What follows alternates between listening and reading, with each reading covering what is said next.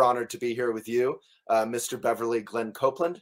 And I want to thank Say Your Piece, who is our mindful partner here at Elephant, who connected us with you. And we're going to talk about interconnectedness. We're going to talk about dialogue and a whole range of subjects, including this kind of COVID moment where, as Glenn said in our green room, everyone's busy, kind of making mistakes and running around in circles. But at the same time, we're connecting. We're having these beautiful connections and the need for dialogue. And anyway, we're going to get into all of that. So in the comments, check out Say Your Piece. They're encouraging something I think is desperately needed. Whenever I'm on Twitter, I see a lot of good dialogue, but I also see a lot of rancor and kind of people on soapboxes trying to score likes. So I think we can do better. And that's what Say Your Piece is all about. So if you do tweet this or share this conversation right now, that'll help it go bigger and more folks can connect with Glenn and his music and practice, and use hashtag Say Your Piece. All right, Glenn. So you mentioned doing dishes. Yeah, welcome. It's a genuine honor or pleasure. I always think in honor is a little bit of a cold thing to say. I think it's a genuine pleasure. So who are you and what do you do for those who don't know? Who am I? I'm still working on the who I am part. Exactly. But so far as I understand it up to now, I am a person, born a female, never was comfortable with that, and at some point became a transgendered male.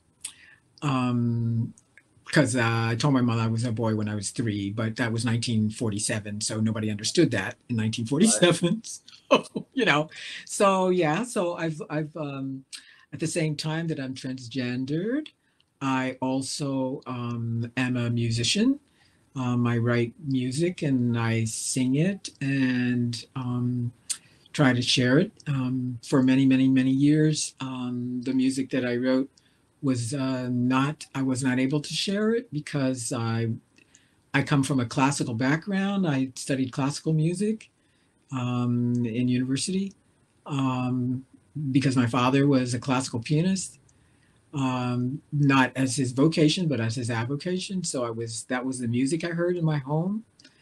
It was so moving. I don't want to interrupt, Glenn, but it was so moving. Feel free. Yeah, it's a conversation. Hearing these stories about your father, you grew up with Chopin and Bach, and I mean, you can say it better. 5 hours, your father would play around you when you were very young, right? Yeah. Starting from the age of, he started learning piano when I was 3, and by the time I was 12, he was really amazing. He's like, he wasn't a master of it, but he was incredibly brilliant, very, very, very gifted. So he would just play this. He would come home he was a teacher, a principal eventually, and he would come home and sit down at the piano. My mom would prepare dinner. She was a teacher too. She'd prepare dinner and he'd cut it all up in these tiny little bits and wolf it down. I don't think he chewed anything, and run back to the piano. And my mom had bought him a grand piano because he was playing in the basement, and she figured she'd never see him ever again. So she went out and she bought him a grand piano, put it in the living room, and so he would run back to the piano and start playing, and my mother would consider it dinner music. I love that. You had beautiful dinner music, and I love that she thought to get that grand piano in the living room, or she would never see her husband. I love that. Yeah. That's she loved him, and she was very supportive of. And you were saying, sorry, and you were saying she played like an hour of, what was it, piano as well when you were in utero? Well, she didn't play every day, but every once in a while she would sit down and she could sort of pick out anything, sort of if it was, I mean, not classical music, but songs and whatever. She was quite gifted herself. Yeah. And and I would sit beside her, and she would like play all kinds of stuff, and we would sing together, and whereas with my father there was no like there wasn't any of that, right? But with my Right. mother it was like the two of us on the piano stool, right? And we More would just fun. Yeah. Yeah. yeah, way fun. Yeah. I love that. So you were saying, so you had this sort of musical childhood, and then Yeah, I did. you went on to be a musician yourself. Yeah, I did. But because the music that was really speaking to me, I felt like I was a classical singer actually. That's what that was what I majored in. But I felt like I was living a life I'd already lived in another lifetime, Hmm, and that's why it was so familiar to me and all the rest of that.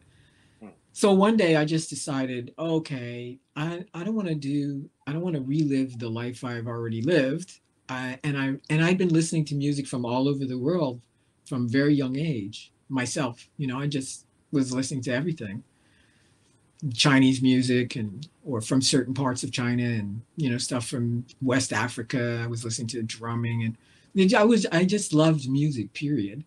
Mm. So I wanted to sort of integrate my experience with all of that with the classical energy that I also carried. So I just started writing music, and nobody, like a couple of albums were produced in the early days, but nobody knew where to put them on the shelf, because in those days, if you were black, if you looked black, they assumed you were either a gospel singer, or you were singing rhythm and blues, or you were singing, something that they had a label for, and Right. I was label able. Yeah, So exactly. yeah, so Labelized. yeah, I wasn't. They couldn't. So they didn't know where to even put me to sell it in the store. That's so So interesting. Yeah. yeah, so I went for. It wasn't until 4 years ago, 4 or 5 years ago, that my music was discovered internationally, and you know, And yeah, tell us, if you would, how did that come about? Because it's quite, talk about interconnectedness and kind of yeah. auspicious coincidence. Well, there was a gentleman from Japan who, a friend of his gave him a CD, and this particular gentleman was into music that people couldn't find. So he had a store for unusual music that was hard to find. And he contacted me and asked me if he could have some CDs. And I didn't even know where they were. My wife knew exactly where they were, and so she took me down to the whatever basement we had them, and she said, "Here are your CDs, right?" Yeah.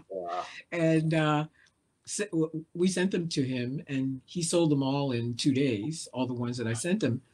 Yeah, and then he got back to me, and I gave him a whole bunch more, and by that time somebody else had discovered it, and I sent some to them, and people, and so the whole batch got sold inside of like 2 weeks. The whole batch And that at that point you didn't even quite know where it was in the basement. It was kind of gathering dust. yeah, I had hundreds of videos. Sorry, folks, No, I you're can't good. answer that right now. Yeah. Yeah.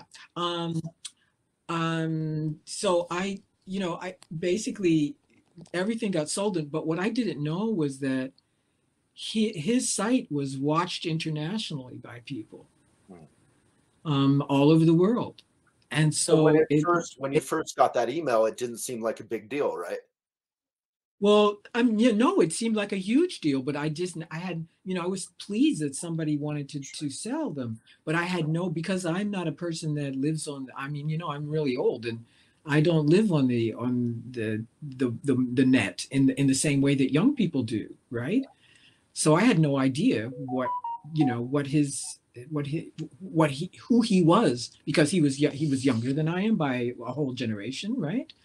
And yeah, it just turned out that he was a person that people were watching in I don't know how many countries, and they just started being very interested, and all of a sudden the music took off. That's all I Oh, I can love that. say. Yeah, and Yeah. so right when this sort of magical connection happens, then COVID happens, right? Yeah, because it wasn't quite that fast, Mm, but it was by that time I had things were happening. I was starting to do touring and stuff like that. And yeah, then COVID just slammed in, and we had to I mean, we signed a contract. You have to honor a contract. And the person we signed it with was very kind, and he extended it by a couple of months to give us a chance to try to find someplace. But and what happened was there was a gentleman who was actually a multimillionaire, and my wife had managed to. My wife is she. I have to talk about my wife a little bit later. Please ask me, because I mean, you bet. she is an extraordinary person and is majorly talented in like 5 different disciplines Uh-huh. of art, right? Yeah. So whatever. Anyway, she had managed to contact someone in our neighborhood where we were living, the house where we were living in, and let them know what the story was. And this person was a member, was a broadcaster for CBC, which is the Canadian Broadcasting Corporation. Hmm. And she came over with her camera crew and did a live video of me talking about, my wife and I talking about our difficulties, and it got put on the evening news. And this multimillionaire just happened to watch it. He and his wife were both international lawyers, and they had a lot of money and a lot of houses. And the two of them said, what they had this discussion. They said, instead of us trying to give money all over the place, and let's do something that's really going to affect somebody's life. And they chose me, and they offered my wife and I a beautiful home for uh, 8 months or 9 months to live in for free. Wow. Yeah, it was extraordinary. Yeah, We generosity is so in Buddhism we say generosity is the virtue which produces peace. And you were saying earlier, like when someone only has a couple bucks and they give you $20 or $15, it means so much. But it's also so powerful when those who have a lot of money, a lot of, my grandpa had a lot of money. right. I wasn't that fortunate growing up, but he had a lot of money, and he, was a good guy, but he was very miserly. The more he got, the more he wanted. Ambition can take Yeah. over. So that Yes. generosity is so beautiful to hear about, whether someone's wealthy or not. Oh, absolutely. It's about the heart. It's not about how much money. Right. Exactly. You I know. grew up You with know. my single mom raised me, and she was so poor. And I remember Right. seeing her struggle. And I also remember seeing her always, like when my friends and I would come over, she'd be like, here's $20 for Dunkin' Donuts or something. And Yeah. Yeah. I'd be like, Mom, what are you doing? I knew how tight things were. But she'd be like, Yeah. no, have fun. She'd always be so generous to everyone. Yeah. And Yeah. look what it did to you as a result of Yeah. seeing that. I know. She Right. was so sweet. I mean, it's so Yeah. inspiring. Even now, Yeah. it's like, I remember I would come home and my favorite we'd have like a little geode rock, I remember, and it would be gone one Right. day. And I'd be like, Mom, Right. where did that go? She'd be like, oh, someone liked it. So I gave it to them. Right. Yeah. I love that. My wife is like that too. Mm, She was very successful as a professional dancer, as a professional actor. mm. Second City. She traveled with Second City as a comedian. Wow. She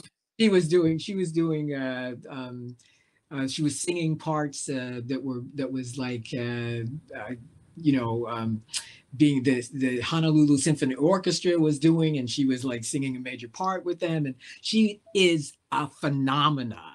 And the Wow. first and then she decided, I think I'll write. And she'd always kind of written, but in the first book she wrote, won a national award in Canada.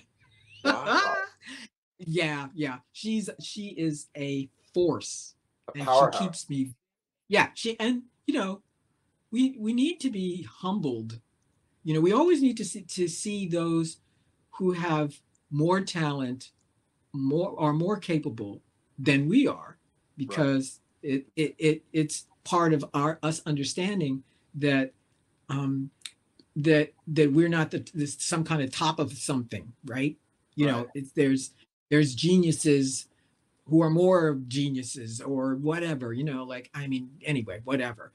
She's that Yeah. kind of person, and for years she supported us because she was able to start a community theater school Wow. in a town that we lived in, and it was very successful. And Wow. that was how we lived. I didn't have the skill set to be able to support us, and she Right. did. It must feel Yeah. good, your music being rediscovered or discovered to be able to support more. Yeah. Yes, definitely. That I feel like payback time.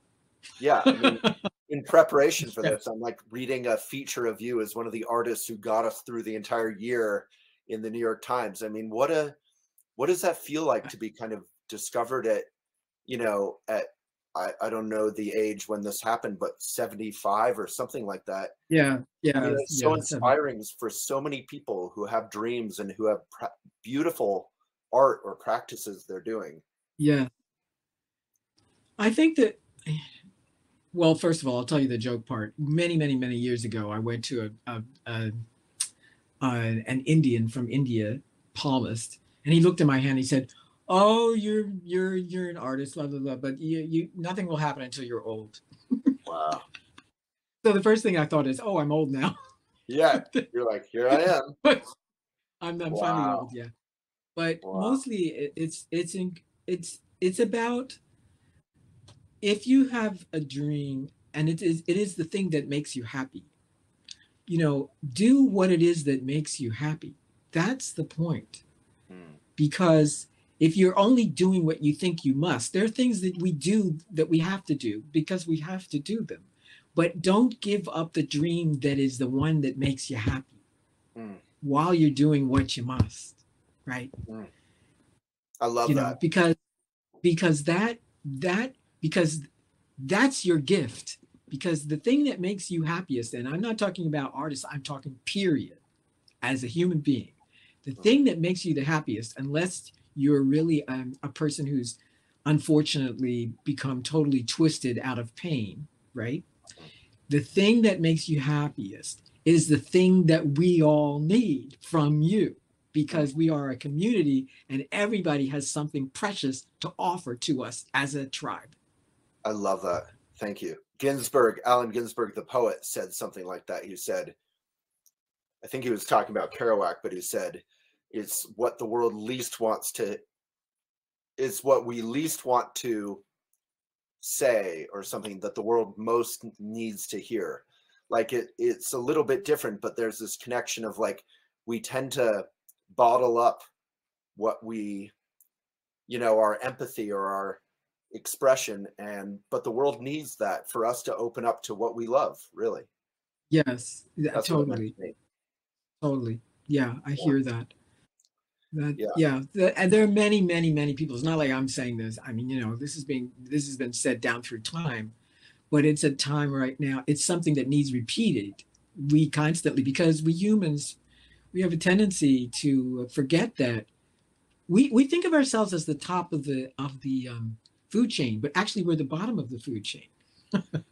Right. But for the forebrain, Right. which came to understand that the only way we survived was in packs of 30 of us, right? Or 15 of us or whatever, to be able to figure out how to survive, because we don't have any long nails, we have no sharp teeth, we Right. couldn't run hardly, any almost any animal. My cat can run faster than I can, and she's a teeny little thing. And we don't have fur. We can't stay We don't warm. have fur. Yeah, Yeah. we don't, like, yeah. So humans we survived because we were a community, right? Mm. Mm. And the community figured out stuff to make it possible for us to find. We backed into caves and started. We figured out fire, and then people would take turns being on guard in the cave, and all this Right. stuff, right, to keep us safe, right? And we figured out how to grow little seeds into plants we could Yeah. Eventually, yeah, we eat did. and store. And Yeah. so in terms of that community, you know, Elephant Journal, like say your piece sponsors these kinds of dialogues and encourages that. Elephant Journal, we're always on social media sharing our articles and doing our work. And Yes. social media just seems, it's not all bad, but it seems consumed with kind of conflict, and there's a lot of nasty things going on, and just a lot of people on soapboxes yelling at each other, trying to be more Yeah. popular Yeah. than the other person. How do you see the importance of dialogue and listening and understanding right now, if that makes sense? Fear is at the basis of this. Yeah. And fear is something that all of us humans experience, and for good reason, right? Like if you're looking a tiger in the face, you don't want to go like, unless you're some kind of really serene monk, and there are monks who have tigers, in Right. ashram, in the middle of somewhere in the middle of jungles, and the tigers all walk around and it's no big deal. But their vibration is extremely high. For Yeah. most of us, Yeah. fear has its purpose. Yeah. And but the problem is that we have we start to be afraid of each other, and we start to be afraid that we start thinking it needs to be like this. It should only be like this, and then if it's not like this, then we're afraid of it, and then we condemn it, and then and so then we get into conflict with each other as human beings. And that conflict is why we're in the state we're in today, really. It's because we couldn't stop to see what our fear was producing, right? Fear can lead to everything, including greed, and Right. Right. it's about I don't have enough, right? So if I'm afraid I don't have enough, so I've got to have more, and I've got to have more, I've got to have more, I've got to have more. And then that can lead to all kinds of really strange things. So I think the first thing for all of us to understand is that we all have fears, and our fears are based on the places where we feel vulnerable. And with in terms of percentage, it's a small percentage of people who are afraid who actually turn it into something that we would call evil, right? Right. That is, it's a small percentage, right? Yeah. um so most of us are, our fears are just the places where we don't have confidence that it's okay, right? We're not okay, right? They're not okay. They're not right, because somehow or another, what they believe is going to threaten me somehow, right? Mm. So I don't know. I mean, I don't understand it completely, but I'm trying to, because I experience my own fear. Sure. And when I do, it's like, and then when I repress it, all kinds of really bad things come up, right? Exactly. I love Right. I So love how you said that. Like, fear is a natural thing when you encounter the unknown, or a tiger, or whatever it is. COVID, hmm um, hmm diversity produces fear in a lot of folks. hmm And that's okay. It's your vulnerability. You don't know what to do. right. But if you repress it, or you pretend it's not there, or you weaponize it, Yeah. like you said, only a Or you small percentage. demonize. Yeah. Yeah. Or you demonize And if you just others, right? feel vulnerable, that's bravery, right? Yes, exactly. Yeah. And That's then we right. can be kind. We can experience each other's hearts and connect. Ex- exactly. Exactly. Yeah. Yeah. And it's so fun. Like, I remember being really scared of traveling, because I had never traveled growing up because of money and Okay. stuff. And when I finally traveled, I I had no idea, I didn't speak the language. I'm in the middle of like the wrong airport in Italy Right. because there's a weather event. And I discovered I could just kind of figure it out, just ask people for help. And somehow it all happened. And after fear, you Yeah. have that, if you don't suppress it, you have that feeling of delight and connection. People help often. They do. They do. I mean, the best comes out of us. The Right. best is just sitting there waiting to come out, right? Right. It's about Yeah. when you respect people's differences. And Right. in your case, it was a different language, a different culture in that particular environment. But you overcame not reaching out for help Right. about it. Right. And then people go, oh, this Yeah. person respects that I'm different than them, and then up comes their own heart thing, and then And yeah. blam, there you are. And that's empathy. If we're all open, they have that experience of like, oh, I've been lost before. Oh, I've been in a situation where I have no idea what I'm Exactly. doing. Yeah, yeah, But it takes exactly. a little bit of comfort with, I have to be able to say, I have no idea what I'm doing.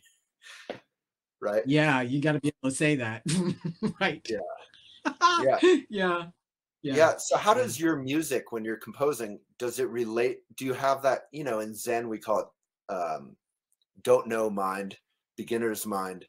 Do you have that sense of just exploring, or do you kind of know where you're going? I don't actually, interestingly enough, I don't actually feel like I compose them. Oh, I have this thing that I call the universal broadcasting system, and the UBS. And yeah. basically it's that everything already exists in the universe, and when it's time for it to manifest, it will manifest itself through someone, whatever that Mm, is, whatever is time to be yeah. manifest. I And I love mean, that. this is just my perspective, right? Yeah. So in a way, I feel like I'm just a vessel. And because the things that I end up putting down when something hits me, and I literally go into like a different altered kind of space. Yeah. When I look at it later, it's like I can't even play it, right? I figure out how to put it down, but then later I can't play, and I go, I don't know that chord. I never studied that. What is that, I right? love that. Yeah. And Yeah. this doesn't have to do with just music. This is Oh, period.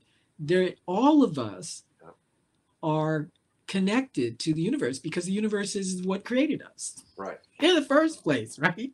Yeah. So it's like, I didn't create myself. No, maybe I did, but it was with, 2% of, it was Yeah. the willingness to be created or whatever, Yeah. perhaps, but whatever. So it's like it's every single person has what I call a mission that they alone are are are part of the puzzle piece. It's like a big puzzle, and each puzzle piece is slightly different, right? And it's how we figure out how to allow that puzzle piece to just be on the board, and then somebody else comes along and goes, oh, I fit with this in this way, right? And then I fit in this way, and then Mm. we have something very beautiful that is created And we because only really, everybody. go ahead. No, go ahead. No, go ahead. We only really get the pleasure of that puzzle if there's, equity and a chance for everyone to manifest their own, what they love and their role. Right. Yeah. Yeah, if one of the pieces, if you don't have all the pieces, you don't have the puzzle. Right. Or And if, that's yeah, or if you have the piece, but you've never given that piece a chance to, there's some great yes, quote that says, you may know this quote, but it's something like, I'm less interested in, is I'm gonna butcher it, but it's something like, I'm less interested in how Einstein got the way he got than in the 80 other people who never got the chance to be their own Einstein of their own path. And that's a powerful quote in terms of equity, because if you look at, or justice, if you look at people, they have so much love and potential and education and upbringing is so vital in allowing them to manifest that. Right. That's one of the things that we kind of, I'm not singling out Einstein here because I have great respect. And I also know that and that he ultimately said that it was given to him. Right. When he finally figured out what it is he was trying to figure out. It Right. wasn't like he went like, I figured it out. It was like it went right.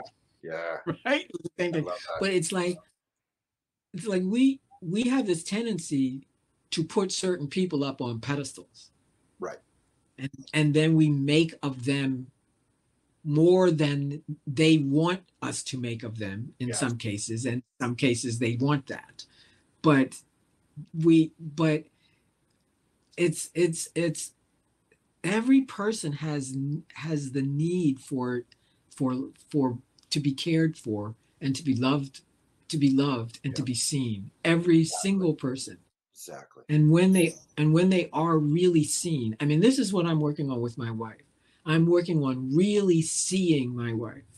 She has seen me way more than I have seen her. I'm late to the party, right? Because she's just, I consider her to be spiritually more advanced than I am. But I'm grateful to have her as as one of my teachers, is what it is, right? Yeah. So I'm working on being able to really see what it is that someone else is needing or wanting in a given moment. And if I can offer it, then I offer it. If I can't offer it, then I wish them well, and I know someone will. Right. Well, right? It's a wonderful attitude of talk about humbleness, that even if you're not fully seeing, or you haven't in the past, your wife, that you're aware of that. I mean, that's the starting point. And then that becomes your practice. Like in Buddhism, our practice can be anything. Yes. It can be, yes. I need to yes.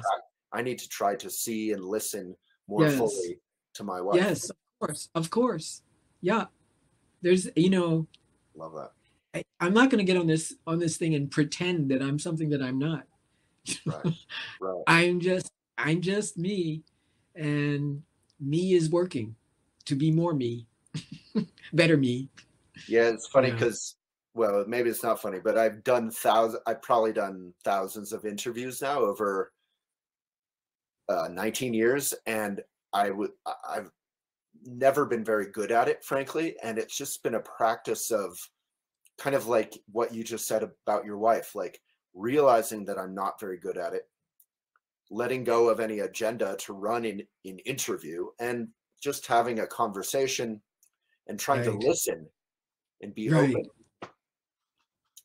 Yeah. And then just see where it goes. You don't know where it's going to go. Yeah, exactly. Yeah. And I love what you said about that the music sort of just comes through you if you're lucky enough, because that's what we teach. We teach writing at Elephant as well. And a lot of people talk about writer's block, and I would say writer's block is your friend. Writer's block is saying what you're doing isn't working. You need to kind of let go, like back up.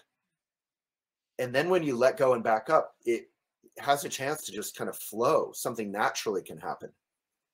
Yeah, totally. Is that similar in music? That process? There's so many different processes, right? Musically, right. It's the process for me that works. Right. But I know others who, I mean, I don't know if they would call it that it's flowing, but I mean, from my perspective, they're in tune with something, right? When they're working, and sometimes it's only their own ego, but we hear that when you can hear that. Yeah. And there are so many geniuses out there, young geniuses, older geniuses, middle-aged geniuses out there. And when I hear, like, there are people that I just listen to their music, and I'm talking about, like, I'm gonna not talk about classical because that's, whoa. I'm talking about songwriters. I listen to their stuff and I just go, oh my goodness, listen to this. This is pure genius. right? And it inspires me. And It that feeds me. genius, and that genius isn't just ego. Often, it's some ability to connect with No, that universe you're no, talking no, about. no, no. The ones that are the deep, that move me the deepest, and I think move others the deepest, are not connected to ego at all. Wow, that's There, powerful. it's in service of something. It's in Oof. service of humanity. It's what it is. Yeah, because as a young artist, I remember looking at geniuses who I admired, and you always think it's their kind of ego. You think it's their gift that they own, but really, in a way, it's their ability to let go and connect and and convey it through their particular who they are. Yeah, right. Yeah, And those pieces down through time last a very long time. right. There are things I remember hearing in the 70s that were like, whoa, and they're still there. Yeah, They come back around and people go, oh, yeah, oh, right? exactly. Yeah, exactly. Mm. Yeah, they're timeless. Timeless. Yeah. What's going on? Marvin Gaye, for instance, perfect example. Hmm. Genius, total Genius. genius, unbelievable genius. And that album, What's Going On? Yeah. That Yeah. could be like that could be have been written yesterday. Yesterday. And Yeah. there's something, I mean, it's probably getting too philosophical, but coming from a Buddhist perspective, he's completely in the moment and letting it flow through his puzzle piece of the universe. And then Yeah, because right. it's in the moment, you can listen to it, what is it, 50 years later or something. Yeah, And exactly. you just connect like it was yesterday. Yeah. So cool. So it's so Yeah. fun. So how, if we all kind of find our love and express that and really invest in ourselves in a humble way, but really take the time to find what we love and do some of that, even if we have to do the dishes and there's other things we have to do in life. Maybe the dishes are what we love, but if we all find that love, is that kind of what the world needs now? Because it feels like the world needs something right now, and a lot of it, in terms of What or the world needs now yes, is love, love, sweet love. sweet love. That's That's the the only thing only thing. that there's not, that there Just is too little too love. little There's just love. too little love. Yeah. You just said it. You sang it. Well, that's because you triggered it off in my mind, Mm. and I went, oh yeah, right. That was written when, and listen to the words of that. Yeah. Yeah. And it may feel like, a little bit dated, but when you listen to it, you feel it fully. Like it's like you said Right. about Right. Marvin Gaye, like yesterday. It's so interesting Yeah. because it is of that time. Like you were saying, your father would play Count Basie, I think. It is of that time, but Yeah. it's also now. It's like, wow. Yeah. Yeah. Yeah. That's so powerful. I have to go listen to like 4 hours of music right after this. Yeah. Okay. But is it that simple? Is that just what the world needs now? Is all of us to kind of invest in our own love puzzle piece and do that? Seems like it, maybe. Yeah, but it's that simple, but it's that complicated too. Because look Right. at all the work we have to do in order to do that. Right. And that's a lot. That's a lot. And that takes a lot of guts and bravery and working with our fear to, I mean, your own life story to really say, this is who I am. Right. Yeah. Yeah. Well, you're a beautiful example and a joyful example and a timeless example of that. So, Glenn, I really appreciate your taking the time. Thank you. I hope this conversation wasn't too anxiety producing. Not at all. I had a blast. Okay. Thank you. It was lovely to connect, and I'm sending my my thoughts and wishes for everybody out there, that you find your bliss, that your families and loved ones and communities stay safe, that you just get to beam. Get to Don't what? forget to cry. Get to beam. Oh, And I'm just going to say, and don't forget to cry when we need to. exactly. Yeah, Trungpa Rinpoche, my parents' Buddhist teacher, would say, crying and smiling at the same time is like rainbow. It's like the Yeah, that's beautiful. beautiful. Yeah. That's gorgeous. Thank you for that. Yeah. Well, thank you so much. And, you know, we have millions of readers. Please come back anytime if we can ever help in any small way to get your music out there, or just to have a conversation anytime. Thank you so much. I really feel very blessed by this interview with you. Oh, good. Waylon. I'm glad I didn't totally mess it up. And then Say Your Piece. Thank you to Say Your Piece for bringing us together, because that's a little more interconnectedness right there. Yes, yes. And all of those behind the scenes who worked so hard to make this happen. Thank you very, very much. Yeah. All right, Glenn, thank you so much, and have a lovely day, and love to your amazing wife. Thank you. Yeah. The same to you. Blessings. Thank you, everyone.